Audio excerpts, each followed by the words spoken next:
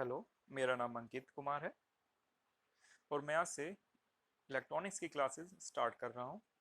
सबसे पहले हम introduction of electronics first chapter करते हैं। सबसे पहले हम जानते हैं कि सेमीकंडक्टर्स होते क्या हैं।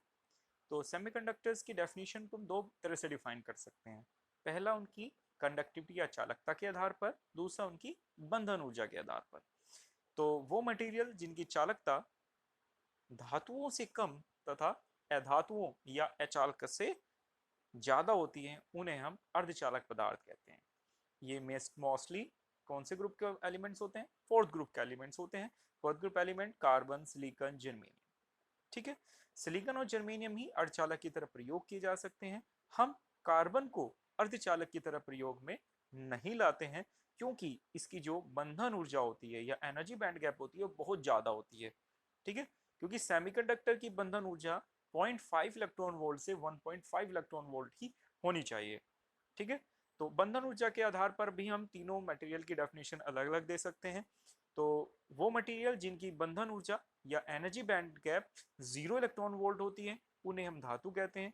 जिनकी बंधन ऊर्जा 0.5 इलेक्ट्रॉन वोल्ट से 1.5 इलेक्ट्रॉन वोल्ट तक वेरी करती है उन्हें हम अर्धचालक कहते हैं। तथा जिसकी बंधन ऊर्जा 2 इलेक्ट्रॉन वोल्ट से 6 इलेक्ट्रॉन वोल्ट तक होती है उन्हें हम मोस्टली अचालक पदार्थ कहते हैं। ठीक है, यहाँ पर हमने इसको डिफाइन किया है। तो बंधन ऊर्जा अंतर होता है किसका? कंडक्शन बैंड या चालन बंध की निम्न ऊर्जा तथा वैलेंसी बैंड अर्थात संयोजी बंध की उच्च ऊर्जा के अंतर को हम क्या कहते हैं? बंधन ऊर्जा कहते हैं। या हम कह सकते हैं Eg is equal to Ec minus Ev। Ec और Ev के डिफरेंस को ही हम क्या कहते हैं? एनर्जी बैंड और बंधन ऊर्जा कहते हैं। ठीक है, अब उदाहरण के लिए हम इनका उदाहरण किससे दे सकते हैं? सिलिकॉन से दे सकते हैं। सिलिकॉन का कितना होता है एटॉमिक नंबर या परमाणु क्रमांक? 14। तो हमने यहाँ पे इसको 1s2 2s2 2p6 3s2 3p2, इसे हम क्या कहते हैं? इलेक्ट्रॉनिक कॉन्फ़िगरेशन कहते हैं। और इसे हम सिंपली वे में लिख सकते हैं 284। तो हम कह सकते हैं कि अर्धचालक वो पदार्थ होते हैं जिनकी बाह्य कक्षा में 4 इलेक्ट्रॉन होते हैं। ठीक है, अब किसी भी इलेक्ट्रॉन को, किसी भी एटम को अगर कोई बॉन्ड बनाना है या कोई मटेरियल बनाना है तो उसके आउटर एक्सिस में 8 इलेक्ट्रॉन्स होना आवश्यक है। अतः अब ये क्या करेगा? या तो 4 इलेक्ट्रॉन डोनेट करेगा तब उस पर 8 आ सकते हैं 2 8, या वो 4 इलेक्ट्रॉनों को एक्सेप्ट करेगा। तो इसी तरह जो सिलिकॉन एटम्स होते हैं वो अपने नियर बाय एटम से 4 एटम से एक एक इलेक्ट्रॉन का साझा कर लेता है और उसके आउटर एक्सिस में कितने इलेक्ट्रॉन हो जाते हैं? टोटल 8 इलेक्ट्रॉन हो जाते हैं। तो ये एक स्टेबल एटम बनाता है।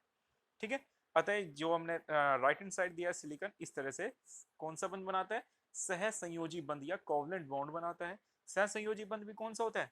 एकल सह संयोजी बंध। ठीक है, अतः अर्धचालक में सारे जितने भी इलेक्ट्रॉन्स होते हैं वो सब सह संयोजी बंध की फॉर्म में जुड़े हुए होते हैं। उसमें कोई मुक्त इलेक्ट्रॉन या फ्री इलेक्ट्रॉन्स नहीं होता। अतः चालकता इसकी बहुत कम होती है। चालकता किस पर डिपेंड करती है? चार्ज कैरियर्स पे। जो चार्ज जो चार्ज कैरियर्स जैसे कि इलेक्ट्रॉन चार्ज को एक प्लेस से दूसरे प्लेस पर ले जा सके, बट इसमें कोई फ्री चार्ज कैरियर्स प्रेजेंट नहीं होते हैं। अतः इसकी चालकता बहुत कम होती है। कम क्यों होती है? क्योंकि तापमान के बढ़ने से कुछ सहसंयोजी बंध टूट जाते हैं और कुछ चालक जनरेट हो जाते हैं या बंध जाते हैं, उत्पन्न हो जाते हैं। उनकी वजह से इनकी जो चालकता है वो बहुत कम होती है। ठीक है, बट शून्य नहीं होती। अर्धचालक की जो चालकता है वो शून्य होती है कब? 0 डिग्री केल्विन तापमान पर।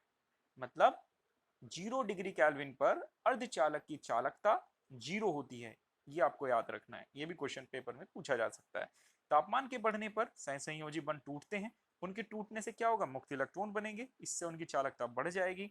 और इसलिए हम कह सकते हैं कि जो अर्धचालक होते हैं उनकी चालकता किस पर निर्भर करती है? तापमान पर निर्भर करती है। इसके साथ कहते हैं धातुओं की चालकता तापमान पर निर्भर बहुत कम करती है, बहुत कम। ठीक है, क्योंकि उसमें फ्री चार्ज कैरियर्स या मुक्त इलेक्ट्रॉनों की संख्या बहुत ज्यादा होती है, जो होती है 10 की पावर 29 या 29 पर सेंटीमीटर क्यूब। ठीक है, तो इसीलिए जो आपके धातु होते हैं उनकी चालकता बहुत अधिक होती है। अब हम अर्धचालक को दो भागों में विभक्त कर सकते हैं। पहला निज चालक, दूसरा बाह्य चालक। बाह्य चालक को भी एन टाइप और पी टाइप, वो हम कल पढ़ेंगे। आज हम पढ़ते हैं इंट्रिंसिक सेमीकंडक्टर या निज चालक के बारे में। ये अर्धचालक की सबसे शुद्ध अवस्था होती है, या ऐसे हम कह सकते हैं प्योर फॉर्म होती है। इसमें कोई भी मिक्सिंग, कोई भी एक्स्ट्रा मटेरियल हम ऐड नहीं करते हैं, ठीक है। इसलिए इनकी जो चालकता होती है वो किस पर निर्भर करती है? ताप पर निर्भर करती है। ताप पर निर्भर क्यों करेगी? ताप बढ़ाएंगे संयोजी बंध टूटेगा, टूटने से क्या जनरेट होगा? कोटर और इलेक्ट्रॉन। अब जो कोटर होते हैं और इलेक्ट्रॉन, इलेक्ट्रॉन क्या होते हैं? ये एक निगेटिव चार्ज पार्टिकल्स होते हैं जो एक प्लेस से दूसरे प्लेस पर जा सकते हैं। और जबकि कोटर, कोटर इसके अपोजिट होता है कि जहां से इलेक्ट्रॉन बॉन्ड टूटता है, इलेक्ट्रॉन निकल जाता है, तो उस स्थान पर एक पॉजिटिव चार्ज उत्पन्न हो जाता है। तो उस पॉजिटिव चार्ज को हम कहते हैं कोटर। कोटर या होल। होल जनरली मूव नहीं करते हैं, वो अपनी प्लेस पर स्टेबल रहते हैं, ठीक है। अब इसका जो फॉर्मूला है कि जो मुक्त इलेक्ट्रॉनों की संख्या तापमान पर किस तरह निर्भर करती होती है, Ni square equal to AT cube e की power minus Eg divide by KT, ठीक है।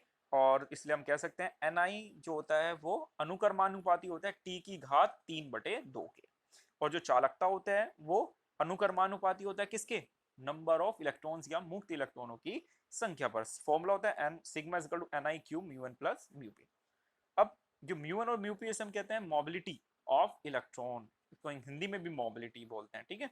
और इसमें म्यू एन और म्यू पी दो टाइप के होते हैं। इलेक्ट्रॉन की मोबिलिटी को हम म्यू एन बोलते हैं और कोटर की मोबिलिटी को हम म्यू पी बोलते हैं। सिलिकॉन के लिए इसकी वैल्यू 500 और क्वार्टर के लिए 500 और इलेक्ट्रॉन्स के लिए 1350 होती है। जबकि जर्मेनियम में इलेक्ट्रॉन्स के लिए इसकी वैल्यू 3850 तथा होल्स के लिए इसकी वैल्यू 1850 होती है। सिलिकॉन और जर्मेनियम, अब इन दोनों में से कौन सा मोस्टली यूज करते हैं? दोनों की अपनी अपनी एप्लीकेशंस होती हैं। सिलिकॉन को हम ज्यादा यूज करते हैं क्योंकि ये नेचर में, इन्वायरमेंट में आसानी से मिल जाता है। जो आपका रेत होता है उसी से हम इस सिलिकॉन को निकाल सकते हैं। और जो उसमें चमकीला पदार्थ होता है ना रेत में, वही सिलिका होती है, SiO2। तो हम उस SiO2 को कन्वर्ट करते हैं सिलिका में, इसलिए ये हमारे नेचर में आसानी से मिल जाता है, या अबेंडेंट इन नेचर होता है। दूसरा, इसका जो रिवर्स सैचुरेशन करंट होता है बहुत लो होता है। इसके बारे में हम स्टडी बाद में करेंगे। अब जो हमने एनर्जी बैंड गैप पढ़ा था, एनर्जी बैंड गैप या बंधन ऊर्जा, उसको हम वैल्यूज आपको याद रखनी है। सिलिकॉन के लिए उसकी वैल्यू 1.21 इलेक्ट्रॉन वोल्ट होती है, किस कौन से टेम्परेचर पे?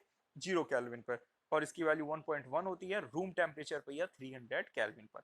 इसी तरह जर्मेनियम की वैल्यू 0.785 इलेक्ट्रॉन वोल्ट होती है और रूम टेम्परेचर पर इसकी वैल्यू 0.72 इलेक्ट्रॉन वोल्ट होती है। अब ड्रॉबैक क्या इंट्रिंसिक के, क्यों हमें एक्सट्रिंसिक की तरफ जाना पड़ा? तो इसकी जो कंडक्टिविटी है वो लेस होती है, एक तो कम होती है, और दूसरी टेम्परेचर पे बहुत ज़्यादा डिपेंड करती है।